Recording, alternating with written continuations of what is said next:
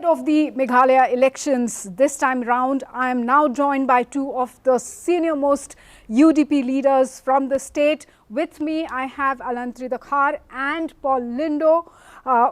First, I would like to start with you, Paul. Fifth election this time round. So, how is it looking for you this time? Well, the picture can never look better than it is looking now. Yeah.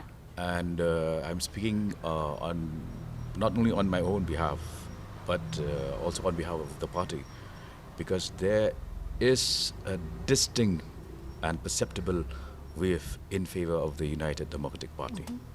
Mr. Dkhar, looking at becoming the king yourselves.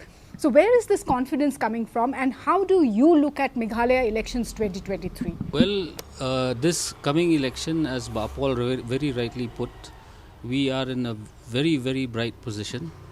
And this confidence is coming from the fact that we are flooded with national parties that have not been able to deliver according to the aspirations of the people of the state.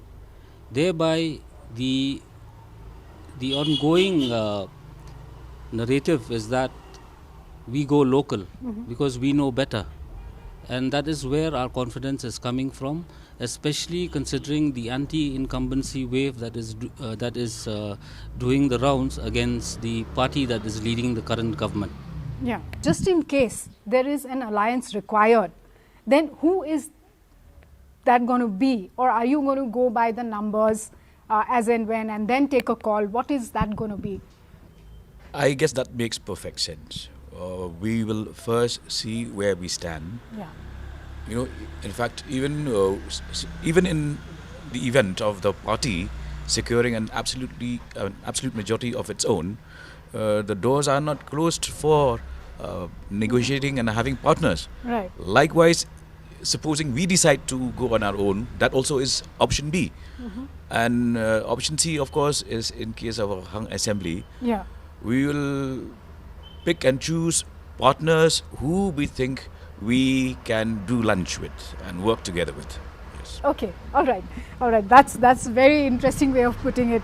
Very nicely put. Does it look like there are too much of a clutter there? As speaking from a voter's point of view or a common man's point of view, a lot of party hopping has happened across parties, as if there is no ideology left as far as this Meghalaya elections is concerned. So, are the voters getting the right signal? Is the voting going to happen on the basis, will they look at the candidate, or will party still play a role? What is your take? First to you, Paul, and then I'll come to you on that. My initial reaction here would be that, when you look at all the ads, the billboards that are flooding the streets and the roads of Meghalaya, each national party is only promising immediate gains in terms of financial incentives and freebies. So, but we do not take development and we do not interpret development that way. I mean, when you go for long-term development, you don't promise people, 1,000 rupees a month, 6,000 a month, piglets and pigs, which is making a mockery of the system.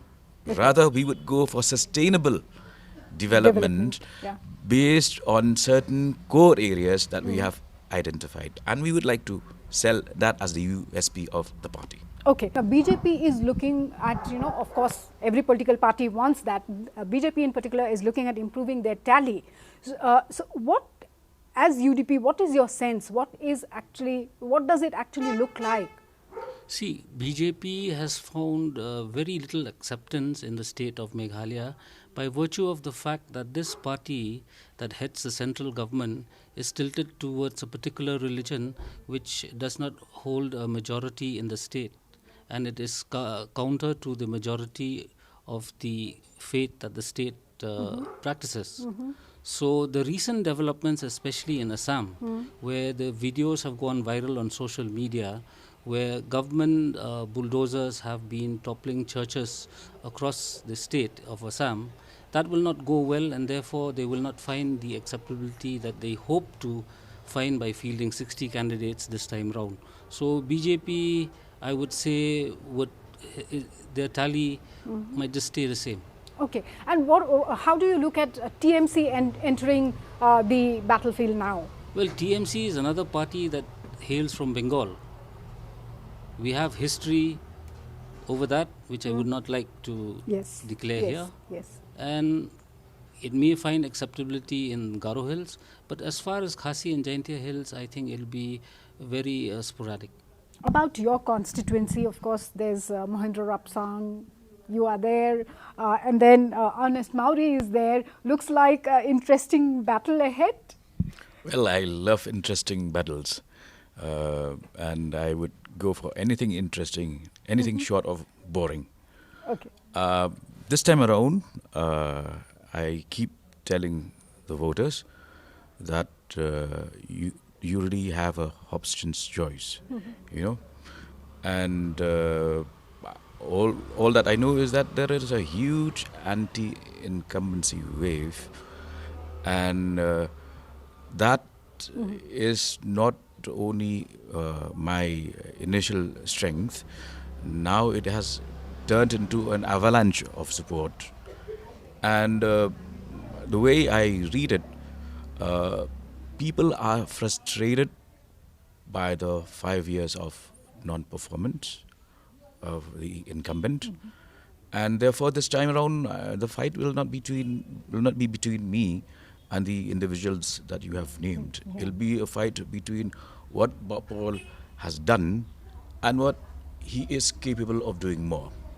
Right. That's the contest. So, so it's like the candidate has done or not done is going to matter more than the parties. There are two aspects to this. One, at the individual level. Yeah. I believe the voters have now realized that sending somebody to the assembly is not like a walk in the park or entering a casino to play a few card games. It's serious business. Two is, as far as political parties are concerned, the only state-based party with a state-wide presence is the UDP.